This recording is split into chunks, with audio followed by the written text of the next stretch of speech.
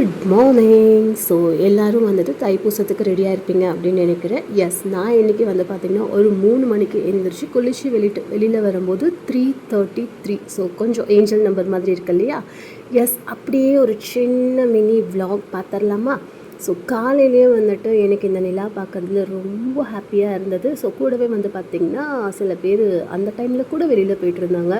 எந்த டைமாக இருந்தாலும் சரி, நான் ரொம்ப ஆக்டிவாக இருப்பேன் அப்படின்னு சொல்லிட்டு சாஷா என் கூட வந்து அந்த டைமில் விளையாடிட்டு இருந்தான். அண்ட் நான் ரெடி ஆகிட்டேன். பூஜைக்கு கூட லிப்ஸ்டிக் தேவையா அப்படின்னு நீங்கள் நினைப்பீங்க. எஸ், நான் வந்துட்டு ரொம்ப கம்ஃபர்டபுளாக ஹாப்பியாக இருக்கணும் அப்படின்னு நினச்சேன் அப்படின்னா நான் ஃபஸ்ட்டு ரெடி ஆகிடுவேன். அதுக்கப்புறம் பூஜைக்கு கிளம்பிட்டேன். பூஜை ரூமில் போய் ஆல்ரெடி நான் முதல் நாள் நைட்டே எல்லாமே ரெடி பண்ணி வச்சுட்டேன்.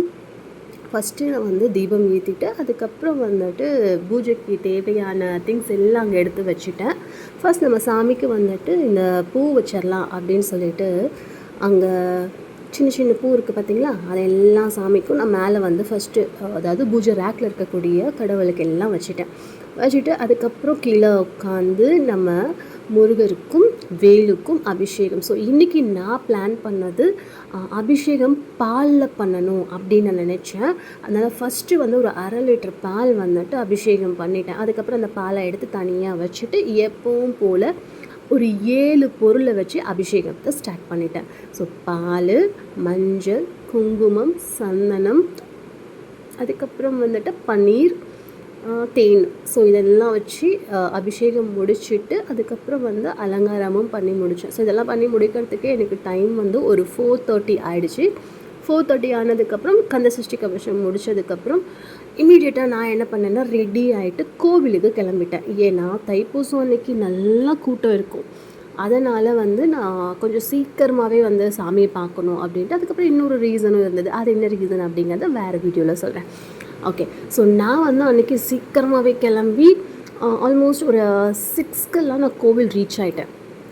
இங்கேருந்து ஒரு 40 to 45 கிலோமீட்டர்ஸ் இருக்கும் அப்படின்னு நினைக்கிறேன். எஸ், நம்ம வாழப்பாடி தாண்டி ஆத்தூர் போகிறதுக்கு முன்னாடி இருக்கும். எல்லாருக்கும் தெரிஞ்சிருக்கும் அப்படின்னு நினைக்கிறேன். எஸ், ரொம்ப ஹைட்டாக ரொம்ப பிரம்மாண்டமான முத்துமலை கோவிலுக்கு தான் போனேன். என்ன சடன்லி பிளான் பண்ணேன், ஏதாவது ஒரு கோவிலுக்கு போகணும், ஆனால் என்ன கோவில் போகலாம் அப்படின்னு சொல்லும்போது முத்துமலை போய் ரொம்ப நாள் ஆச்சு அப்படிங்கிறதால அங்கே கிளம்பியாச்சு.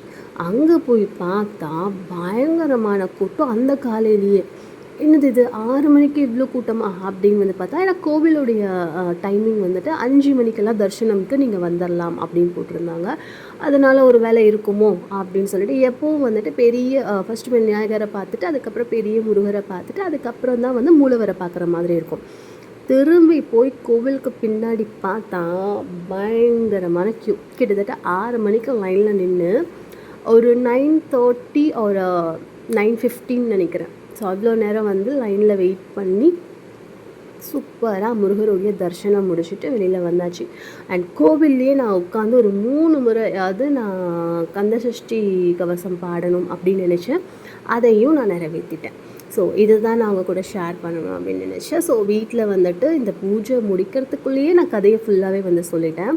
அதுக்கப்புறம் ரிட்டன் வீட்டுக்கு வந்துட்டு அன்றைக்கி கொஞ்சம் ரெஸ்ட்டும் எடுத்தாச்சு. ஸோ இது வந்துட்டு முருகர் கோலம் அப்படின்னு நம்ம வந்து சொல்லுவோம். அந்த முருகர் கோலமும் போட்டுட்டு முதல் நாளே எல்லாம் க்ளீன் பண்ணி போட்டுட்டு வெத்தலை தீபமும். ஸோ என்னோடய லைஃப் லாங் நான் வந்து டியூஸ்டே ஆனால் வெத்தலை தீபம் ஏற்றுறேன் அப்படின்னு சொல்லிட்டு நான் முருகர்கிட்ட வேண்டியிருக்கேன்.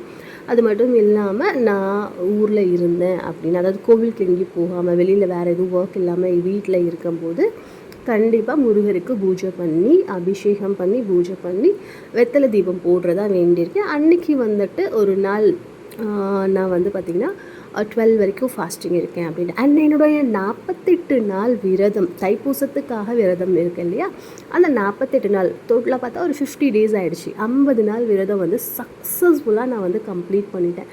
அது நினைக்கும் போது எனக்கே ரொம்ப பெருமையாக இருக்கும். ஸோ டோட்டலாக 6 மாத விரதம். அந்த 6 மாத விரதத்தில் தைப்பூசத்துக்கு ஸ்பெஷலாக பண்ணணும் அப்படிங்கிறதால இந்த 48 நாள் விரதத்தில் காலையில் 12 மணி வரைக்கும் சாப்பிடாமல் வெறும் தண்ணி மட்டும்தான் குடிப்பேன். வேறு எதையுமே நான் வந்து எடுத்துக்க மாட்டேன். அதுக்கப்புறம் நான் வந்து பூஜை முடிச்சுட்டு தான் வந்து நான் சாப்பிடவே ஸ்டார்ட் பண்ணேன். ஸோ இது 50 நாள் தொடரும் போது ரொம்ப நல்லா இருந்தது. அண்ட் இப்போது ஆக்சுவலி வந்துட்டு மார்னிங் பிரேக்ஃபாஸ்ட் எடுத்துக்கும் போது எனக்கே வந்துட்டு புதுசாக இருக்குது. எனக்கே வந்துட்டு நம்ம பேசாமல் 12 மணிக்கே சாப்பிட்லாமா அப்படிங்கிற மாதிரி இருந்தது. ஆனால் இதில் என்ன ஒரே ஒரு விஷயம்னா வெயிட் லாஸ் கொஞ்சம் அதிகமாகவே ஆயிடுச்சு அப்படிங்கிறது தான். இருந்தால் ஓகே, நம்ம வந்து ஹெல்த்தியாக சாப்பிட்லாம் வெஜிடேரியன்லேயும். பட் எனக்கு வந்து ப்ரோட்டீன் இல்லை அப்படிங்கிறதால நான் வந்து ப்ரோட்டீன் எடுக்கிறதுக்கு பால் குடிக்க மாட்டேன். அப்புறம் பன்னீர் எடுத்துக்க மாட்டேன், சோயா சாங்கும் சாப்பிட மாட்டேன். அதுக்கப்புறம் வந்து பார்த்திங்கன்னா இந்த பீன்ஸ் அந்த மாதிரியில் ப்ரோட்டீன் இருக்கா அப்படின்னு கேட்டிங்கன்னா இருக்குது. பட் அதையும் அவ்வளோவா எடுத்துக்க மாட்டேன். கொஞ்சம் சலுப்பு தான் இல்லையா, விரதம் இருக்கும் அப்படின்னு சொல்லும்போது கொஞ்சம் டயர்டாக இருக்கும், அடுத்தடுத்து ஒர்க் இருக்கும். அப்படிங்கிறதால இதெல்லாம் சமைச்சோ இல்லை இருக்கிறத சாப்பிட்றதோ அப்படிங்கிறது கொஞ்சம் சலுப்பான வேலை. கேட்கவே கொஞ்சம் கஷ்டமாக தான் இருக்கும், இருந்தாலும் உண்மையை ஒத்துக்கணும் இல்லையா.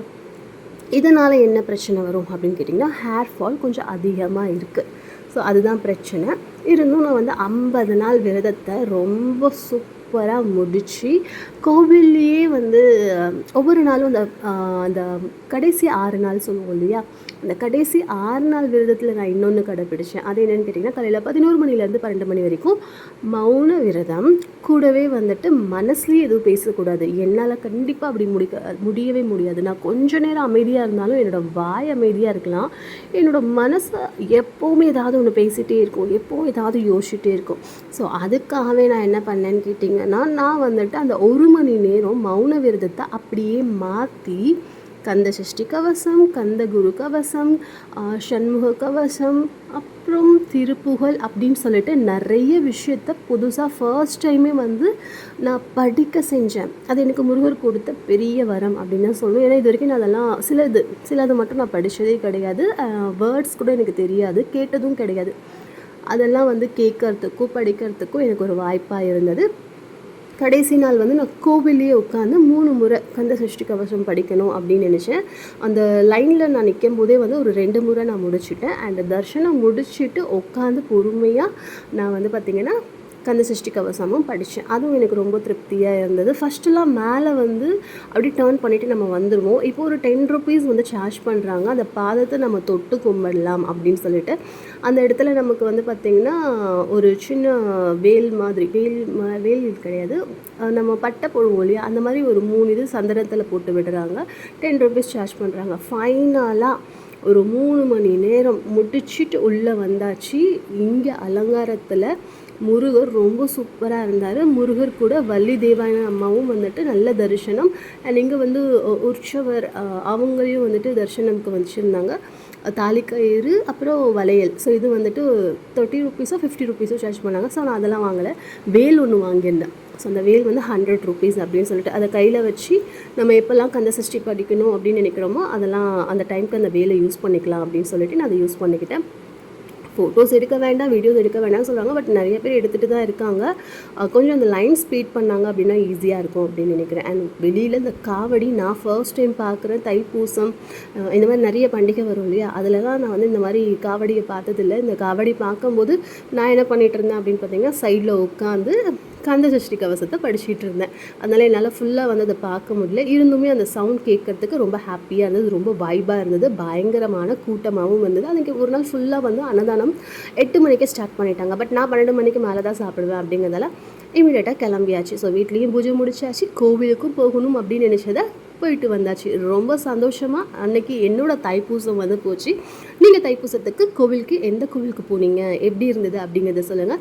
இதோட சில ஃபோட்டோஸும் அட்டாச் பண்ணியிருக்கேன், எப்படி இருக்குது அப்படிங்கிறத பாருங்கள். ஸோ இந்த தைப்பூசம் மாதிரி அடுத்தடுத்த வரக்கூடிய விரத நாட்களும் கோவிலுக்கு போகிற விஷயங்களும் நான் உங்கள் கூட வ்ளாகாக வந்துட்டு ஷேர் பண்ணிப்பேன். அதை நீங்கள் பார்க்கணும் அப்படின்னு நினச்சிங்கன்னா ப்ளீஸ் என்னோடய சேனலை சப்ஸ்கிரைப் பண்ணிக்கோங்க. பக்கத்தில் இருக்கிற பெல் ஐக்கான் ப்ரெஸ் பண்ணி ஆல் அப்படிங்கிற ஒரு ஆப்ஷன் இருக்கும், அதை செட் பண்ணி வச்சுக்கோங்க. ஒவ்வொரு டைம் நான் வீடியோ அப்லோட் பண்ணும்போதும் உங்களுக்கு நோட்டிஃபிகேஷன் கிடைக்கும். வீடியோ பிடிச்சிருக்குன்னா ஒரு சின்ன லைக் பட்டனை தட்டி விட்டுருங்க. அவங்களோட ஒப்பீனியன் எதுவாக இருந்தாலும் ப்ளீஸ் கமெண்ட் பாக்ஸில் ரிலீவ் பண்ணுங்கள், நான் பார்த்து சந்தோஷப்படுவேன். ஸோ இந்த மாதிரி நெக்ஸ்ட் இன்ட்ரெஸ்டிங்கான வீடியோவில் பார்க்கலாம். இன்றைக்கி நாள் எல்லாருக்கும் சூப்பரான நாளாக இருக்கட்டும். பை.